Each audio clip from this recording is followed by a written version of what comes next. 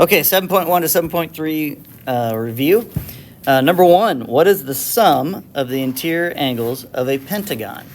So we are adding all the interior angles together. How do we do that? By using the formula n-2 times 180.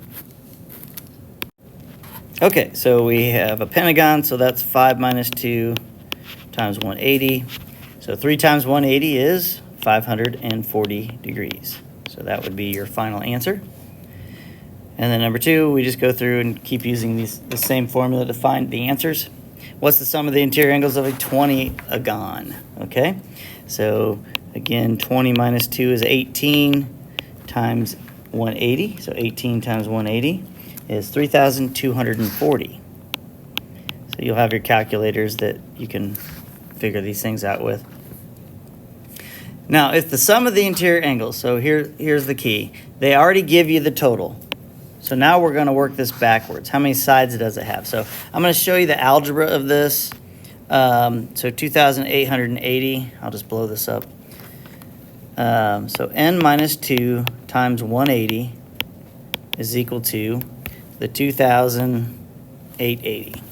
Okay?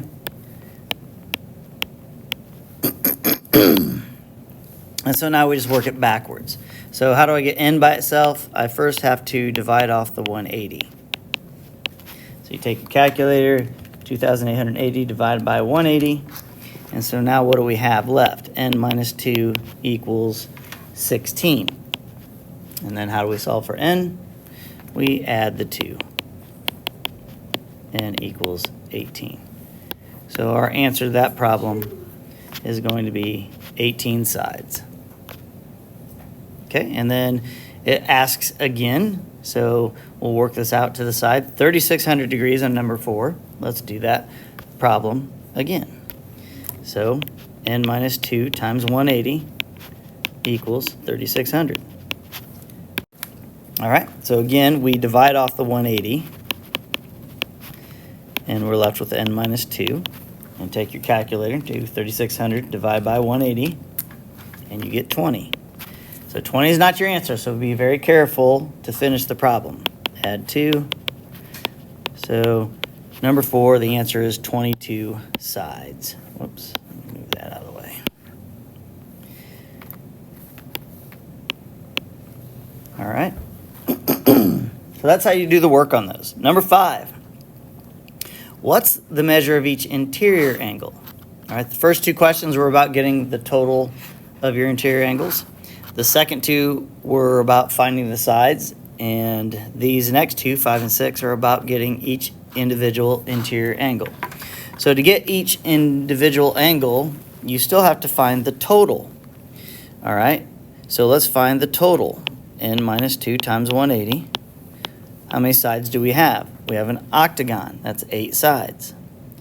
So 8 minus 2 is 6 times 180. So 6 times 180. So the total is 1,080 degrees. That's how much they all add up to. So how do we get each one? Well, divide that by 8 because we have 8 sides. So then your interior angle is going to be 135 degrees. And to get the exterior angle, all you do is subtract that from 180. And that's going to be 45 degrees. All right, number 6, let's do the same thing. A 12-sided figure, so 12 minus 2 is 10 times 180. Okay, so 10 times 180 is 1,800 degrees. So you take 1,800 divided by 12. So each interior angle is equal to 150 degrees. So therefore, the exterior angle is equal to 30 degrees. Okay, let's move down to number 7. So we need the value of x. So the only way to do this is to get the total sum of how many you have, the interior angles. So we got to add. So we got an x. I'll just put it up here and write it out. X plus 110 plus 160 plus 105 plus 105 plus 115. What does that equal if we add those all together? Well, how many do we have? We have 1, 2, 3, 4, 5, 6 sides. 6 angles, 6 sides. So again, 6 minus 2 times 180 will give us our total. So 4 times 180 should be 720 degrees. And now we can solve for x. So subtract all those angles from 720. So 720 minus 110, minus 160, minus 105, minus 105, minus 115. And so x is equal to 125 degrees.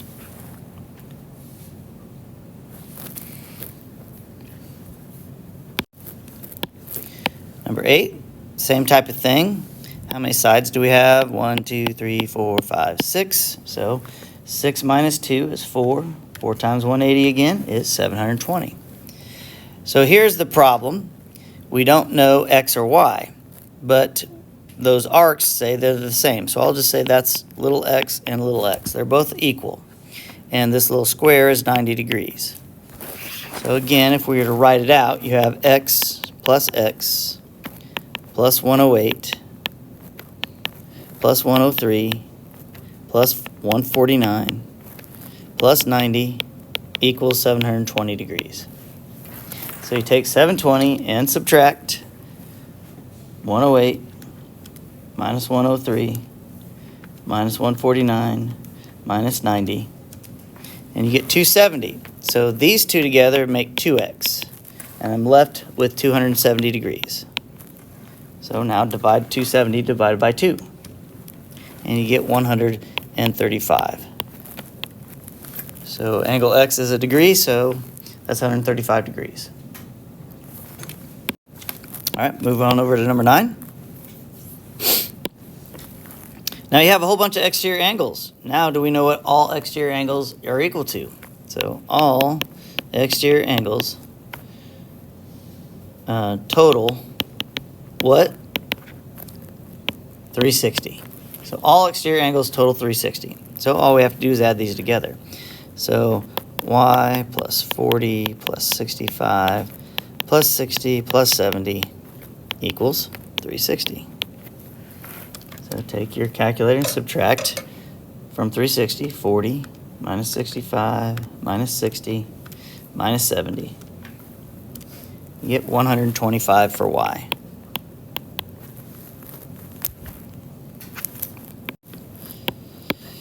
So now we go down to number 10. Oops, let's get that out of the way. So parallelograms, opposite sides are equal. So 17 is equal to x plus 3, and 38 is equal to y minus 2. So we'll just set them both up and solve. So x plus 3 is equal to 17, and y minus 2 is equal to 38. So the first one, we subtract 3. X equals 14. The second one, we add 2, and y equals 40. All right, take a second, make sure you got this all set up right. All right, moving on to number 11. Diagonals bisect each other. So I know that t plus 5 is equal to 19, and 27 is equal to 3s. So let's just write these out. 3s equals 27, and t plus 5 equals 19. And now you just solve each of these equations. Divide by 3. S is equal to 9. Subtract 5. And t is equal to 14. Take a second and make sure you have all these. All right, number 12. Opposite angles theorem. So opposite angles are equal. So 2u is equal to 124. So let's solve this one. We divide by 2, and u is equal to 62.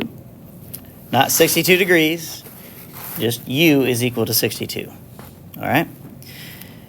And then consecutive interior angles add up to 180. So here we got to add v minus 3 plus 124 and set it equal to 180, because those are supplementary. And then you solve this. So a negative 3 in 124 is 121. And oops, this would be a plus 121. Now subtract the 121 from 180. And V equals 59. Not 59 degrees, that's just what V equals. All right, pause and make sure you got all this written down. Okay, second page. All these are dealing with this picture. So angle VXY, so I'll be drawing on all this. VXY, we want to know what this is. So let's just do V to X to Y. So we're dealing with this angle right here. And it is alternate interior angles with that one. So that answer should be 65. All right, 65 degrees. The next one, number 14, is ZYX. So again, I'll blow it up. ZYX. ZYX would be this angle. Oops. This angle right here. ZYX. All right. Well, there is no alternate interior angle that goes with it. So we need to use that 25 degrees somehow. And the 65 degrees up above.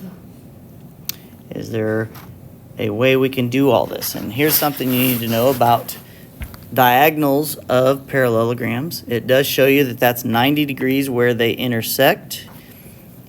And that means by the right angles theorem, all four of those angles are 90 degrees. So that's 90, that's 90, that's 90. All right, so watch. 90 degrees is angle Z. The triangle sum theorem says that each triangle adds up to 180. So this top triangle here, if we take 180 minus 90 minus the 65, we get 25 degrees right here. Okay, and then that is an alternate interior angle with angle ZYX. All right, so ZYX is 25 degrees. All right, the next one is VYX. So blow this up, VYX. I'm going to erase some of this stuff real quick, and then we'll get back at it. ZYX, which is this angle right here, which we already said was 90 degrees. All right, so ZYX is 90. Oops, I looked at the wrong one, didn't I? Hold on a second. ZYX is, that's 25, we just did that one. VYX, I'm sorry. VYX. VYX is this whole degree, and this is why you want to mark on your picture as you're doing these. Try not to make too many marks, it gets really sloppy. So the whole angle is 50 degrees. So get rid of that. 50 degrees. And the next one's VWX. So we want this whole, oops, this whole thing here. All right, opposite angles in a parallelogram are equal. So if the last one was 50 degrees, this one has to be 50 degrees. Okay, so that answer is 50 degrees. And the next one is WVY. WVY. We want this big angle here. Okay, so again, let's use our triangle sum theorem. We know this is 90 degrees, and we have a 25 degrees. So 180 minus 90 is 90, and 90 minus 25 is 65. Okay, so the whole angle is 130.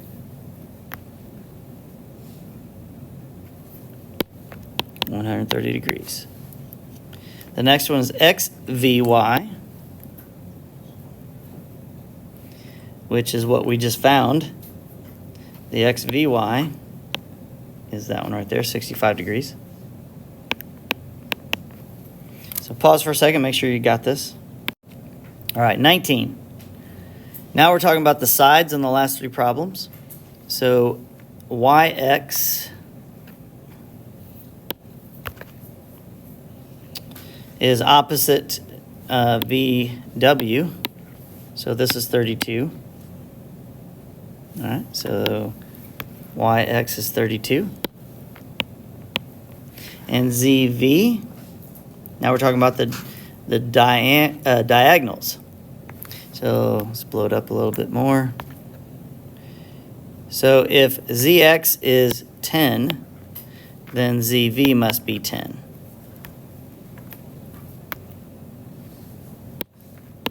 And the last one, VX. So where's VX? VX is the whole length of the diagonal. 10 and 10 make 20. All right, pause there and make sure everything's fine. All right, possible theorems for number 22. So for each figure, is it definitely a parallelogram? If yes, how do you know? Use the theorems, okay? So we'll just use 1, 2, 3, 4, and 5, write them up there instead of having to write the whole thing, okay? So we see on number 22 that opposite angles are equal. So is it a converse, or do we know it's a parallelogram? So you can only use that it's a parallelogram if you know it's already a parallelogram, all right? So if we don't know and we're trying to prove that it's a parallelogram, that's when we say converse. So because we have opposite angles being congruent, it therefore is a parallelogram. So this is a converse problem. So parallelogram, opposite angles, converse. This is a 3. All right, the next one to the right here, the diagonals bisect each other. Again, there's nothing saying that it's a parallelogram. The definition of a parallelogram is both pairs of opposite sides are parallel. Doesn't say anything about diagonals. Okay? So the diagonals here, this is a parallelogram because the diagonals are bisecting each other. So this is 5. And the one to the right there, opposite sides are congruent and parallel. Well, number 4, opposite sides parallel and congruent theorem. So that's 4. And then we go to the next one right underneath it. I guess we'll do this one right here. So opposite sides are congruent. Doesn't say anything about parallel. So opposite sides are congruent. If both pairs, it takes both pairs, are congruent, then you're looking at your converse of opposite sides. So parallelogram, it's a parallelogram because your opposite sides are congruent. So this is number 2. And then the last one, we see the opposite sides are parallel. Well, that's the definition of a parallelogram. So that's number 1. All right, and that's it. That's all of it. There's your review. Last second questions.